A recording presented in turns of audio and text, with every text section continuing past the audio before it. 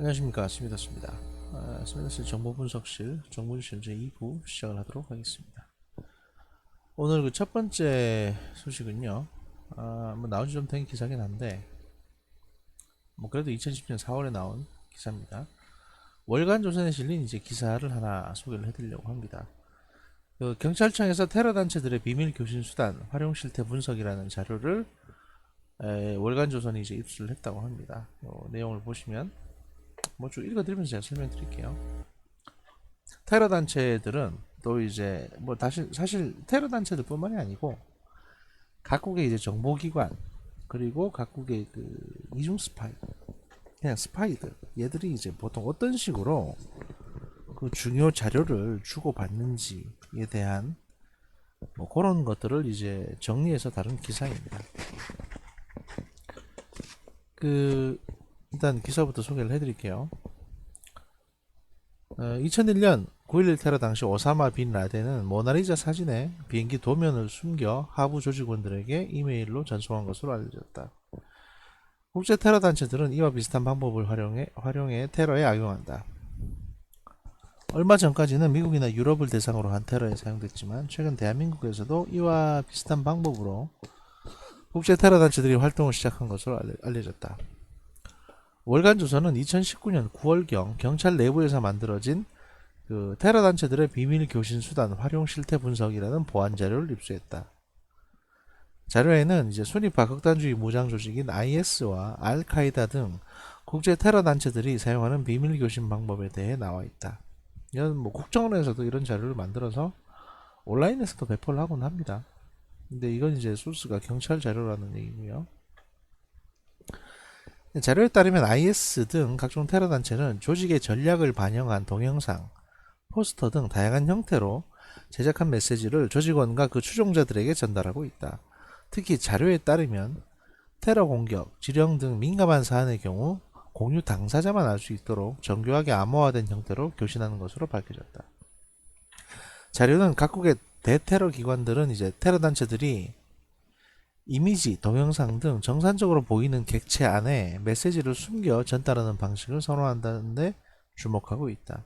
그 중에서도 9.11 테러 이후 테러리스트들이 비밀 교신 수단으로 사용한 것으로 알려진 스테가노그래피 기법 활용 실태를 분석해서 국내 대테러 활동에 참고할 것을 권고하고 있다. 사실 스테가노그래피 기법은 뭐 뒤에도 설명드리겠습니다만 거의 한 80년대, 70년대 말부터 서방과 이제 그 동구권의 정보기관들이 주로 사용하던 방법입니다. 9.11 테러에도 당연히 사용이 됐고요. 스테가노그래피란 그리스어로 이제 보호하다와 쓰다의 합성어로 감추어 쓰다의 의미입니다. 즉 스테가노그래피는 보이는 곳에 비밀을 숨기는 은닉법을 말합니다. 그 예를 들면 이제 과거에는 사진을 주로 많이 썼는데요. 이런 옆에 보시는 이런 형태의 이건 광고 사진인데 이런 대용량 사진이 있을 경우에 이 머리카락 속에 한 점을 그러니까 이 사진을 계속 확대를 하면 이 속에 글자가 적혀 있습니다. 이렇게 그런 기법입니다. 그러니까 계속 확대해서 한 100배에서 200배를 확대를 해보면 그 글자들이 읽혀지는 거죠. 옛날에는 보통 사진으로 그런 얘기를 했고 현대에는 주로 이미지, mp3, 동영상이나 텍스트 파일 등 해가 없어 보이는 객체 안에 비밀 메시지를 감춰두는 방식으로 그 내용을 숨긴다. 테러범이나 정부 첩보기관이 정보를 주고받을 때에도 디지털 스테가노그래피를 이용한다. 실제로 9.11 테러 당시 오사마 빈 라덴이 테러범들과 메시지를 주고받을 때도 스테가노그래피를 사용했다. 이 스테가노그래피가 사이버 공격용으로 처음 사용된 것은 2011년 악성 코드 듀크다. 이는 피해자의 시스템에서 정보를 수집해 JPG 파일에 숨겨 이게 이제 이미지 파일입니다. 보통 사진 찍을 때 이렇게 표시되기도 합니다. IMG로 표시되는 경우도 있고 JPG로 표시되는 경우도 있습니다. 그 뒤에 붙는 확장자를 이제 보이기를 해 놓으시면 그 확장자들을 따로 분류해서 구분해 줄 수 있습니다. 자신의 제어 서버로 전송하는 방식이다. 이후 악성 코드 러크와 온라인 광고를 통해 악성 코드를 유포하는 멀티타이징, 랜섬웨어 유포 등의 수법이 등장해서 PC 이용자들을 혼란에 빠뜨렸다. 해커들이 스테가노그래피를 애용하는 이유는 대부분 보안을 쉽게 피할 수 있기 때문이다. 예방책도 있다. 소프트웨어를 주기적으로 갱신하거나 신뢰할 수 있는 업체의 애플리케이션만 설치하는 것이 그 방법이다. 핸드폰 같은 경우는 아이폰 쓰시면 됩니다. 기발한 방법으로 서로의 메시지를 전달하기 위해 탄생한 스테가노그래피. 현대에서는 악성 코드 유포 방식으로 많이 사용되고 있다. 예를 들어서 이제 여러분에게 어떤 이메일이 하나 옵니다. 잘 작성된 이메일인데 웬 여자가 벗고 있는 사진이 붙어 있는 겁니다. 그 이메일에. 그래서 이걸 좀 클릭을 해보면 좀 크게 보려고 클릭을 하는 순간 여러분 눈에 보이지 않지만 그 안에 있는 프로그램이 이제 실행이 되기 시작합니다. 이게 겉으로는 JPG 파일인데 클릭하면 거기에 숨겨진 이제 exe 파일이 작동하는 경우가 있거든요. 실행 파일 보통 그런 식입니다.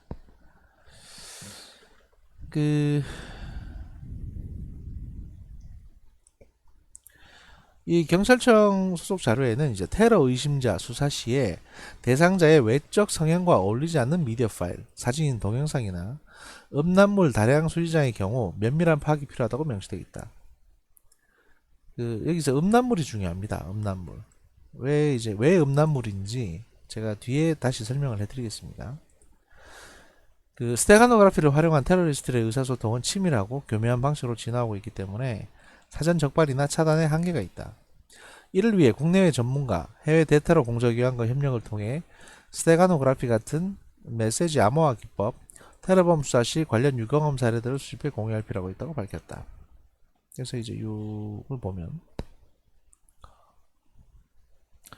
국정원 정보관리실장을 지낸 김정봉 석좌교수에 따르면 2015년에 한국 국적의 10대 청소년이 IS에 가입하기 위해서 출국한 사건도 있고 얼마 전에는 이제 IS 테러리스트 2명이 국내에 들어오다가 적발됐다. 현재 한국에 IS 가담자가 없다고 볼 수도 없다. 모르는 것뿐이다. 이들이 국내 거점을 만들어 이슬람 교도들을 포섭해 미군 기지를 대상으로 테러를 저지를 가능성은 충분히 있다라고 말했다고 합니다. 2015년 1월 터키를 여행하던 한국인 10대 남성 김모군이 터키와 시리아의 접경 지역에서 행방불명된 사건이 벌어졌었죠. 2015년에. 이후 그는 자발적으로 IS에 가담한 것이 확인됐고 현재 그는 사망한 것으로 추정이 됩니다. 이건 이제 미국 정보기관 쪽에서 한 2년 전인가 이제 확인을 해줬습니다. 그때 폭격이 있었는데 확인해 봤더니 이제 죽은 것 같다라는 식으로. 2016년 4월에는 시리아와 이라크에서 활동하는 순위파 무장조직 IS의 한국인 청년 김모군 외에 또 다른 한국인이 가담했을 가능성이 제기됐다는 언론 보도도 있었습니다. 2018년 7월에는 이슬람 극단주의 테러를 중인 IS를 추종하는 시리아인이 국내에서 IS를 선전 포섭 활동을 해오다가 구속되기도 했고요.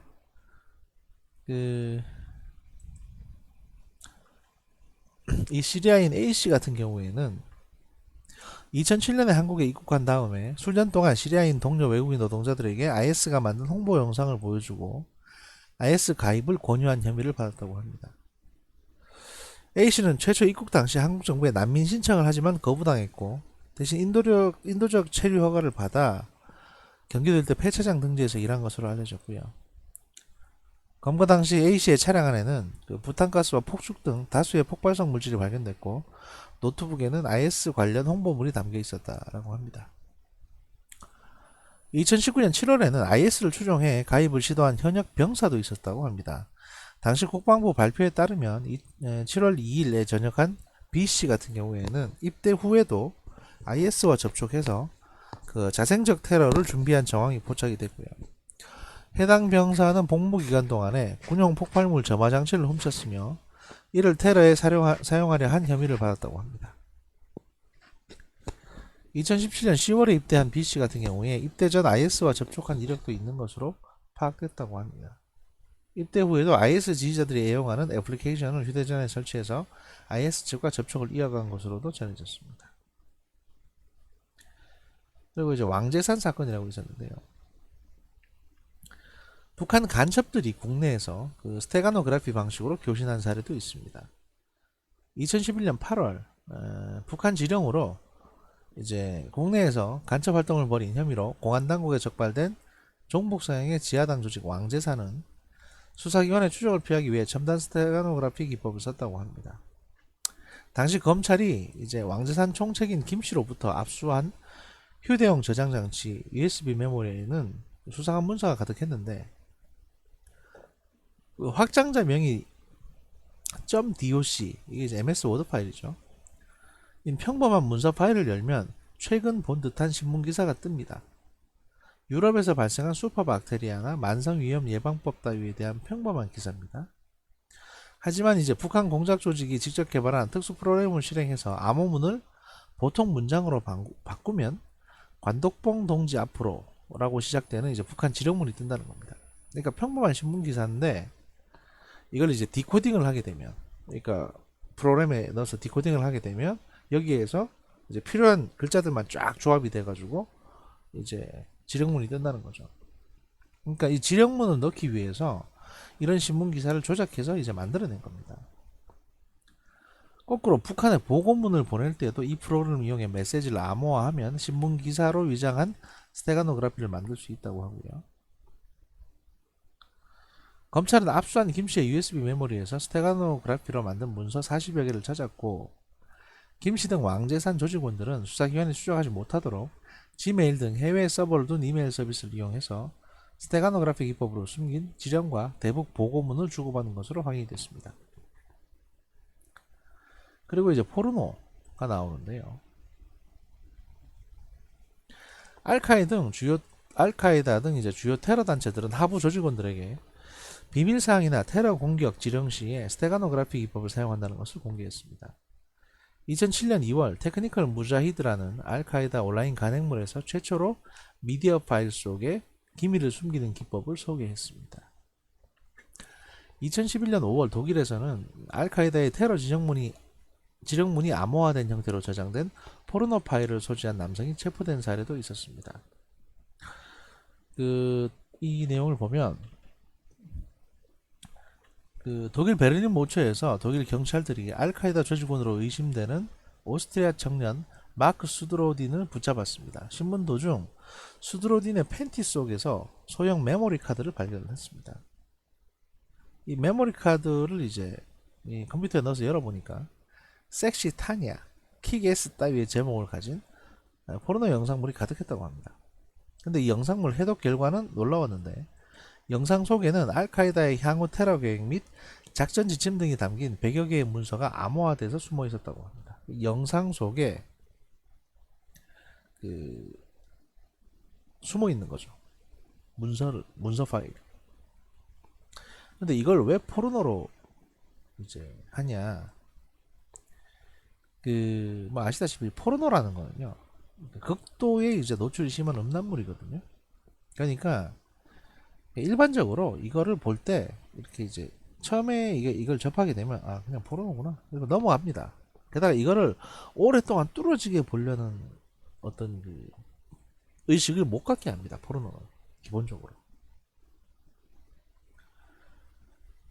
이게 뭐냐면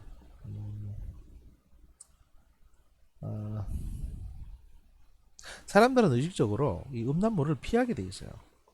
그러니까 난 안 볼란다 이런 식으로, 이건 뭐 포르노네 이렇게 넘어가는 거죠. 그러니까 그 속에 숨기는 겁니다.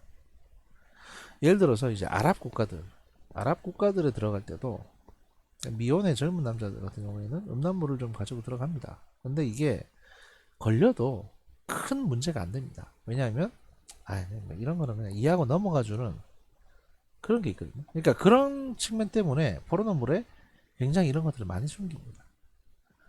심지어 이제 해외 구글에서 검색해 보시면 많은 음란 사이트들이 많습니다. 근데 그 중에는 실제로 테러 단체나 또는 특정 정보기관들이 메시지를 주고받을 용도로 만들어 놓은 가짜 음란 사이트들도 꽤 많이 있다고 합니다. 일단 이제 인간은 기본적으로 그런 음란 사이트를 오래 있질 않으려고 하니까 그런 데 숨겨 놓는 거죠. 가장 흔하기도 하고. 문서 파일을 열어보니까 당시 독일 수사 당국이 입수한 파일 중에 앞으로 작업이라는 문건에서 가장 눈에 띄는 계획은 여객선 납치 계획이었다고 합니다. 알카에다는 문건에서 여객선 승객을 인질로 붙잡으면 여론의 압력이 고조될 것이라면서 인질들을 한 명씩 살해해서 특정 수감자의 석방을 요구할 것이라고 밝혔다고 합니다. 또 인질들에게 미군 칸타라모스 용소에서 테러 용의자들이 입는 오렌지색 옷을 입히고 이들을 살해하는 모습을 영상으로 촬영한다는 계획도 담겨 있었다고 하고요. 바이렌은 또 이제 알카에다가 유럽에서 뭄바이식 테러 공격을 가하려고 논의한 정황도 담긴 것으로 알려졌습니다. 그 인도 최대 도시 뭄바이에서는 2008년 11월 자동무기와 수류탄으로 무장한 세력이 테러 공격을 벌여 180여 명이 사망한 바 있습니다. 실제로 이제 그 오스트리아 청년 수드로딘이 체포되고 2주 뒤 오스트리아 빈에서 유슈프 오카크라는 이제 인물이 검거됐으며 그 서방 정보기관들은 수드로딘과 오카크가 유럽 내 자살폭탄 테러범을 모집하려 한 것으로 보고 있습니다.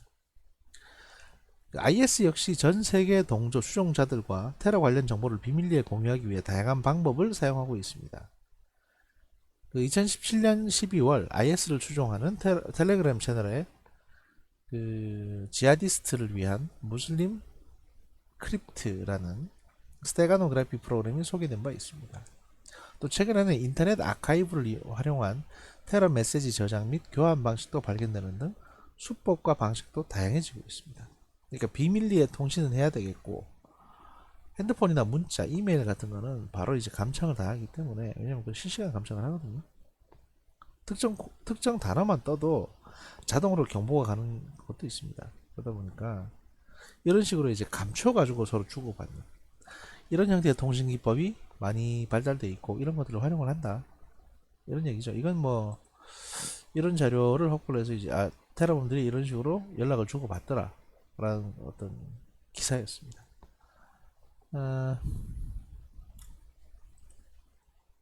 두 번째 기사는요. 요거 하고 2부는 끝내고 좀 쉬었다가 3부 하는 게 좋겠네요. 제가 짧게 가려고 합니다. 오늘 이제 트위터에도 많이 나온 기사인데 ADD의 퇴직 연구원들이 사상 최대의 무기 기술을 빼갔다 라는 내용입니다. 그 내용을 보면 SBS 단독으로 나왔고요. 국방과학연구소라는 곳이 있습니다. 작게는 소총부터 탱크, 미사일, 군용기, 최근에는 첨단 전자기술까지 50년 동안 한국군이 개발한 각종 무기기술이 쌓여있는 곳입니다. 그런데 여기서 일하다 연구원들이 많게는 한 사람이 몇십만 건까지 퇴직하면서 이 기술들을 허가 없이 빼내간 혐의가 포착됐다는 것입니다. 그래서 군과 국정원, 경찰이 합동수사를 시작을 했습니다. 그 내용을 보면 국방과학연구소 ADD 퇴직연구원이 기밀 자료를 유출한 정황이 지난해 말 ADD 기술보호팀에 포착이 됐다는 겁니다. 국정원도 국가 소유 기밀인 ADD 기술이 무단으로 민간에 흘러갔다는 첩보를 올해 초에 입수했다고 합니다. 이에 따라 국정원과 군 안보지원사령부, 구 기무사죠. 또 이제 경찰이 최근에 합동수사에 착수한 사실이 SBS 취재 결과 확인이 됐습니다. 군과 수사기관들은 고위급 연구원 60여 명이 기밀을 빼내 ADD를 떠난 혐의를 잡고 이 중 유난히 많은 양의 자료를 유출한 20여 명에 대해서 집중조사 중입니다. 그러니까 이제 이게 그 뭐 자기가 개발한 기술에 대한 어떤 그런 것들을 가져갈 수는 있죠. 근데 사실 특허는 연구비는 어차피 이제 그 국가에서 지급된 연구비이기 때문에 원래는 가져가면 안 됩니다. 근데 정년퇴직 하시는 분들이 내가 나중에 이제 뭐 책을 쓴다든지 또는 여기 어쨌든 내가 개발한 기술이니까 이거에 대한 이제 기초 자료 정도 내가 갖고 있고 싶다라고 해서 이제 선의로 가져가시는 분도 계시긴 한데 이걸 의외로 좀 많이 챙겨가지고 바로 정년퇴직을 한 게 아니라 일반 이제 사기업으로 옮겨간 사람들이 있는 겁니다. 물론 이제 한국 기업이긴 하지만 그래서 국가에서 개발한 기술이 사기업의 기술처럼 돼버리는 경우가 생겨서 이게 수사를 시작한 겁니다. 지난해 9월 퇴직해서 서울의 한 사립대 AI 연구소 책임자로 자리를 옮긴 A 연구원 같은 경우는 드론 같은 무인체계, 미래전 또는 AI 관련된 소스코드, 설계 기밀 등 방산업체들이 큰 관심을 보이는 핵심 기술이 포함된 연구자료 68만 건을 외장 하드에 넣어가지고 간 걸로 보인다라고 군 관계자는 얘기를 했습니다. 이 대학으로 옮긴 이제 A 연구원 외에 수사 대상에 오른 20여 명의 대부분은 한화, LIG 넥스원, EO 시스템 등 이제 국내 방산 기업에 취업을 한 것으로 드러났습니다. 그러니까 ADD의 기술 본인들이 개발했거나 개발에 관여했던 ADD 기술을 이제 퇴직할 때 복사해가지고 그 일반 회사로 간 거죠. 그러면 그 회사에서 다른 걸 개발할 때 아마 이제 참고 자료로 쓰려고 가져갔던 것 같은데 원래는 이러면 안 되거든요. 이건 이제 국가 기밀을 그냥 본인이 개인이 내가 개발했다고 해서 가져가시는 것도 사실은 범죄입니다. 이러시면 안 됩니다. 허가를 받고 가져가셔야 되는데 이분들이 별 생각이 없이 그냥 가져가 버렸다. 이런 얘기가 되는 겁니다. 그 68만 건의 유출 혐의, 최대 유출 혐의를 받고 있는 퇴직연구원 A씨는 SBS 기자와의 통화에서 지난 연구 활동들을 정리하고 퇴직 이후 연구 아이디어를 찾는 차원에서 자료들을 출력해서 받고 저장했다면서도 사적 이익을 위한 기밀 유출은 없었다고 해명을 했다고 합니다. 그리고 이제 군과 수사기관은 유출 기밀의 성격과 유포 범위를 밝히는 데 수락을 집중하고 있고요. 그러니까 이게 그 어떻게 보면 수사를 해보면 아마 이제 본인들이 개발한 기술을 본인들이 그런데 그냥 방금 들은 가져갔으니까 진짜 별거 아닐 수도 있고 아니면 이게 만약에 해외로까지 유출이 됐다면 이건 심각한 국가 기밀 유출 사건으로 볼 수도 있습니다.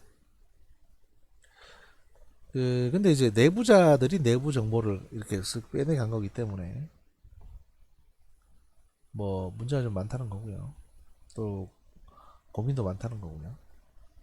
특히 우려되는 부분이 외국과 공동 개발한 기술이 무단 유출됐을 가능성에 대한 건도 있는데 이거 아마 러시아하고 공동 개발한 기술이거나 또는 이제 뭐 다른 인도네시아나 이런 나라들하고 공동 개발한 기술이 유출됐을 경우에 또 그 나라들이 가만 안 있었거든요.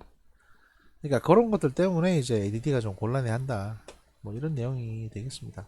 그리고 저기 뭐 수사 결과 나와보면 알겠죠. 근데 제가 보기에 그렇게 큰 문제는 아닌 것 같고 그냥 관행적으로 하던 일이 이제 좀 사단이 날 것 같습니다. 그래 보이는데 그럼 뭐 어쩌겠습니까? 할 수 없죠. 수사해보면 나오겠죠. 일단 2부는 여기서 마치고요. 좀 쉬었다가 3부 바로 보내드리도록 하겠습니다. 감사합니다.